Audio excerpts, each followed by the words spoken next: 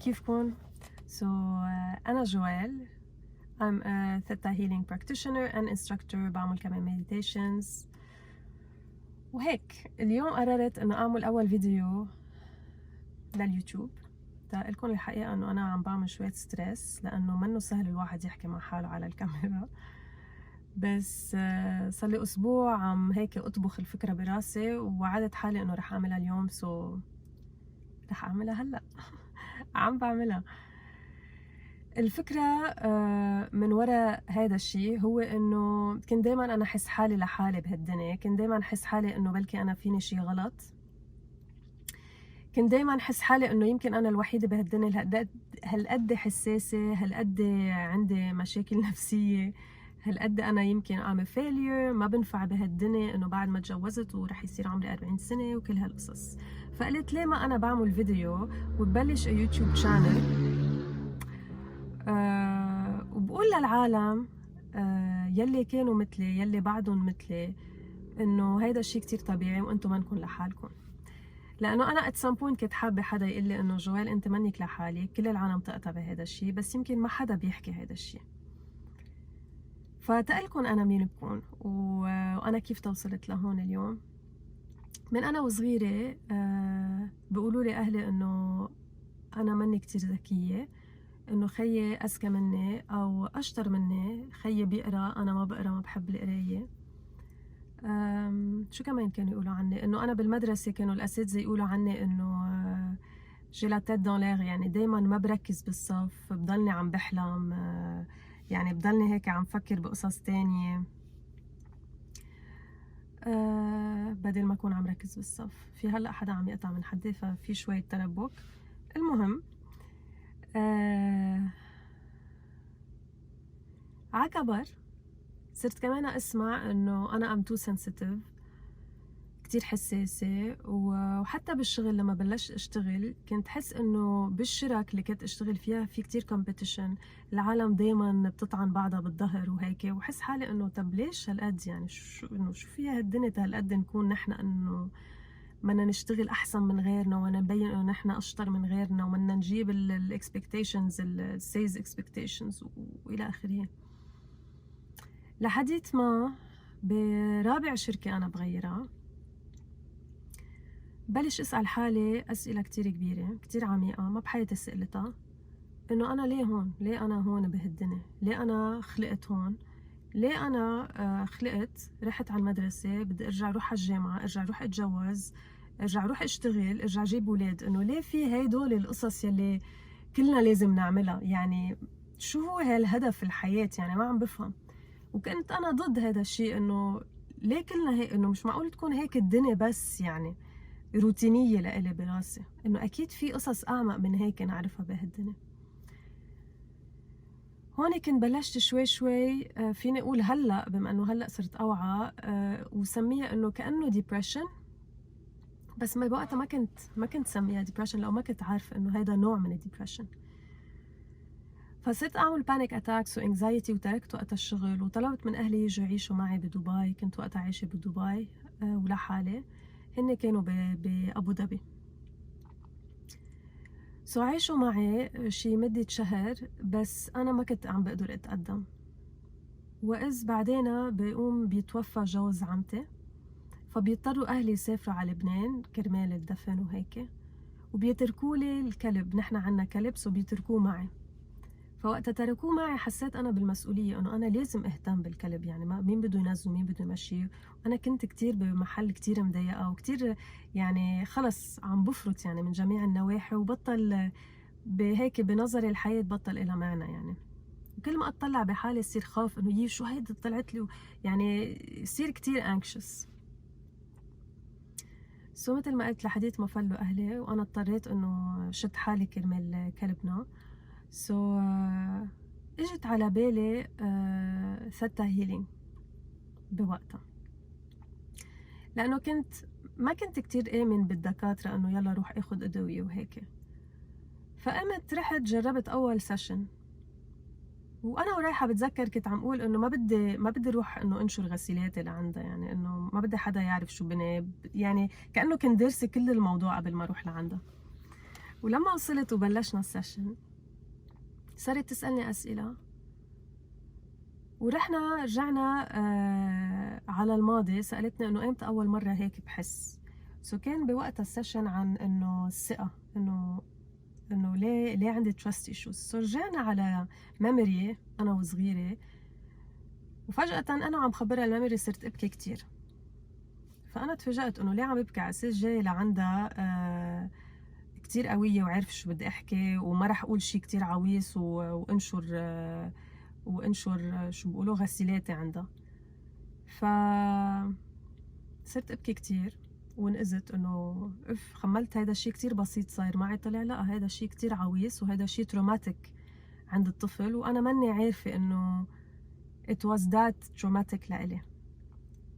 وابكي وابكي وابكي وابكي، وبعدين بتقلي طب شو تعلمتي من هالشي، وبتعمل هي التكنيك تبعها يلي هلا عرفت كيف يعني، بس بوقتها ما كنت عارفه شو عم تعمل.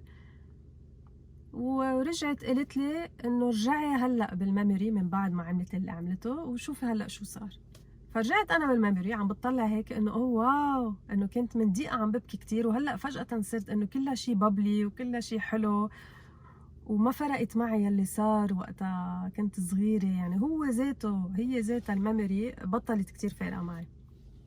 يعني الاحاسيس كلها يلي كنت حسيتها من دقيقتين، يلي كانت كتير كتير صعبه، فجأة هيك انه واو، انه الدنيا بألف خير وما كأنه صار شيء. فأنا بهيدي اللحظة انقذت انه شو عملت لي؟ أكيد عملت لي سحر، شو عملت لي؟ فمن حشريتي قلت لها بدي أعرف شو عملتي لي. فقالت لي إذا حابة تعرفي تعي بكرة على الصف.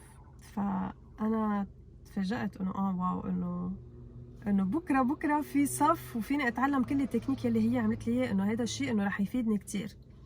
المهم ما طول عليكم، أخذت هذا الصف، وبهذا الصف كنت عم حس لأول مرة إنه في حدا عم يحكي لي هيك روحي لجواتي لقلبي لعمق عمق قلبي، إنه في حدا فاينلي عم يحكي الكلمات، عم يحكي الأحاسيس اللي أنا كنت دايما حس فيها، بس ما كنت أحكيها لحدا لأنه كنت حس حالي يمكن أنا الغلط، كل العالم منا مثلي. إنه لا، في عالم منيحة بهالدنيا، في عالم محبة، في عالم بتحب الحب، في عالم بتحب البيس، نكون كلنا بسلام. لا، في عالم مثلي. لأنه بهذا الصف عن جد كلنا بنفتح قلوب بعضنا بدون ما حدا to judge us. يعني هيدا الإحساس اللي بنحسه وقت نكون بالصف عن جد كتير رائع. يعني كأنه بنكون مزلطين وما حدا بيحكي شيء، لأنه شايفين روحه للإنسان، إنه قديشه هو طيب، قديشه تعذب، بنكون كلنا عن جد عم نتفهم بعضنا، وهذا الشيء بجنن كتير رائع. فمن صف واحد أنا أخذت 20 صف، وصرت هلأ بعلمها للتكنيك. المهم الفكرة كمان مش بس هون، راحت الأيام وإيش الأيام، وقطع على هيدا الموضوع 4 سنين، وأنا قررت من بعدها أصلاً بشي 5 أشهر يمكن بوقتها إنه أترك المجال الشغل، واكتشفت إنه أنا هيدا الشي كتير بحبه. لحديت ما إنه كان لازم نحن ننقل على لبنان، وأنا كل حياتي كنت عايشة فيها برا بالإمارات، خلقانة ومربية برا. رجعنا على لبنان، وهون كان في مثل كلاش، ما قدرت كتير اتفق مع جو لبنان، وللأسف من وقت ما رجعنا أصلا بلشوا كل المشاكل. ويعني المشاكل أزين كورونا، السياسة هون بلبنان، والفاينانشال كرايسيس، وبيرجع بعدين الانفجار.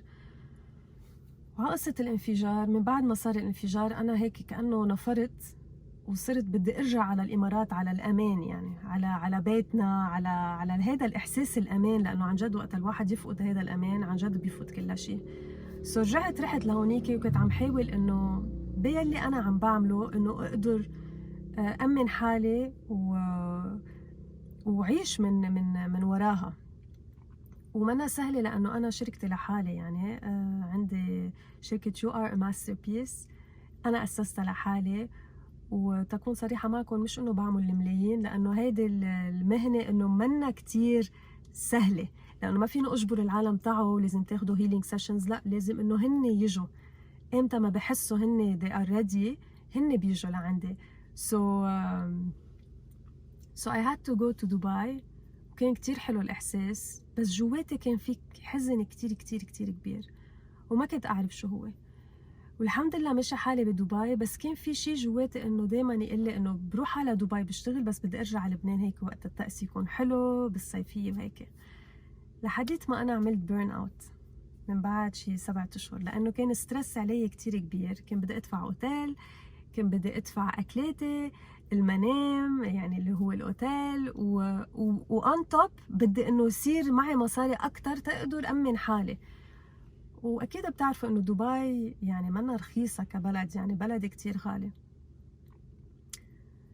المهم عملت بيرن اوت واضطريت ارجع على لبنان. وهذا البيرن اوت ادى لبانيك اتاك عن جديد، كتير كتير اقوى من اول مره صاروا معي من 4 سنين لورا. خوف مش طبيعي. ولأول مرة كنت بروح عند بسيكياتر وبسيكولوج، يلي البسيكياتر هو فيه يعطيني دواء يلي هن فيهم يعطوا أدوية لهيك أمراض. والبسيكولوج أكيد بتعرفوا إنه حدا إنه أقدر أنا أحكي معه واشتغل أكتر على هيك على القصص الجراوندينج، يعني لأنه كنت أنا كتير بعمل هيلينج.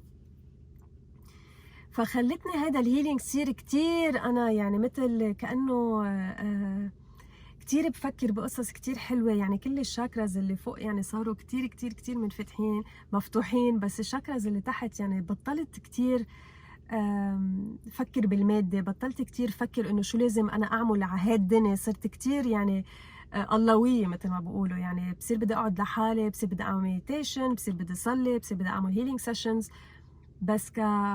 بس كالحياة الموجودة هون، كالقصص المادية بطلت كتير تفرق معي. فهذا الشيء صار عامل لي مثل امبالانس بجسمي، لانه كمان نحن بهالدنيا تو اكسرسايز كل اللي نحن تعلمناه بهالدنيا ونفيد غيرنا از ويل. فصار عندي بانيك اتاك وصرت بدي احكي مع البسيكولوج شوي ترجع هيك كيف بيقولوا تنزلني شوي على الارض، ترجعني انه انا كمان انا انسان، انا عندي جسم كمان لازم اهتم فيه، مش بس ضلني فوق بالعلالة وعم فكر ب تو مانيفست وكل هالقصص اللي نحن بنعملها بالانرجي هيلينج. بكره ببقى بعمل فيديو خصوصي عنهم. انه I also need to take care of my physical body. اوكي صرت احكي مع بسيكولوج، ولاول مره صرت اخذ ادويه. وانا كان هذا الشيء كتير كتير ضد عقلي، بس كنت بمرحله مش طبيعية. مرحلة ابكي كتير كتير كتير، يكون عندي كلاينت مثلا عم بعطيها سيشن يكروا دموعي لحالهم، حس في زعل مش طبيعي. غير انه الانرجي بلبنان كمان منا انرجي كتير سليمة ومنيحة وصحية. دبي كتير غير صراحة. بلبنان العالم they are all depressed للأسف. هيدا الشيء كمان ما بيساعد. بس مش عم اقول انه الحق على لبنان، عم اقول انه يعني الزيادة كيف الواحد اوقات ما عن جد كيف بيقولوا انه بتقفل معه من جميع النواحي. من بعد بفترة الحمد لله صرت أحسن، بعدني على الأدوية بس صرت كتير أحسن. وتقبلت يلي أنا قطعت فيه، لأنه اللي قطعت فيه ما كان أبدا سهل. وقت حدا بوجهكم يقلكن إنه إيه you are depressed، يا you have anxiety، إيه عندك panic attacks وهيك، مثل كأنه الواحد هيك كب عليه مي مسقعة إنه أنا am depressed. وخاصة وقت نخمل الديبريشن إنه إلها معنى معين، بس الديبريشن هي في إلها عدة معاني، مش بس واحد when he tries to commit suicide يعني he's depressed. مش وقت الواحد يكون عم يضحك كل الوقت وما بتعرفوا إنه مثلا أنا كتير قعدت لحالي، بس ما كنت عارف إنه لما أقعد لحالي يعني أنا معقول كون depressed. كنت خمل حالي إنه it's okay، بس أنا لا at some point لاحظت إنه صرت بعد كل شي في عالم حوالي وصرت حب أقعد لحالي. بس طلع هذا الشيء كمان امبالانس، يعني ما فينا كمان نعيش لحالنا بهالدنيا. وقال كنا عشنا لحالنا بالدنيا، بس ربنا خلقنا كلنا سوا نعيش مع بعضنا. المهم يلي تعلمته من ورا هيدي الصيفية اللي كانت كتير قاسية علي وعلى أهلي، إنه ربنا دايما معي، إنه whatever we're gonna go through actually هو رح يخدمنا أكتر مما إنه رح يردنا لورا. كنت خمل أنا إنه يا الله إنه كتير تراجعت لورا، إنه كنت أنا أشتغل كتير كتير كتير على حالي وكتير عاملة قصص بحياتي، تأشتغل على حالي، تحسن حالي إنه ليه هيك صار معي. طلع إنه هيدا الليفل يلي of depression of anxiety يلي بتكون نسميه خليني actually أحب حالي أكتر وأكتر، كون سلسة مع حالي أكتر وأكتر، لأنه كنت قاسية على حالي، ما كنت أتقبل حالي مثل ما أنا. فما طول بقى عليكم كتير، هيدي أنا عرفتكم على حالي. بتمنى هيك تكونوا you related شوي لإلي، وتعرفوا إنه ما نكون لحالكم بهالدنيا، وكل شيء بتقطعوا فيه for a purpose, for a even higher and bigger purpose and deeper purpose. ما بعرف، بس هاي هو اللي حابة لكم إياه. إذا حبيتوا هذا الفيديو بليز خبروني بالكومنتس. إذا عندكم قصة تخبروني إياها كمان عنكم أنتو بشو قاطعين، كمان بحب أعرف عنها بالكومنتس تقراها. if you feel like liking my video please do، هذا الشيء كتير رح يبسطني. وسبسكرايب على الشانل تبعيتي، وإن شاء الله ضلني كفي بالفيديوز، وضلني أنصحكم من القصص يلي أنا قطعت فيها.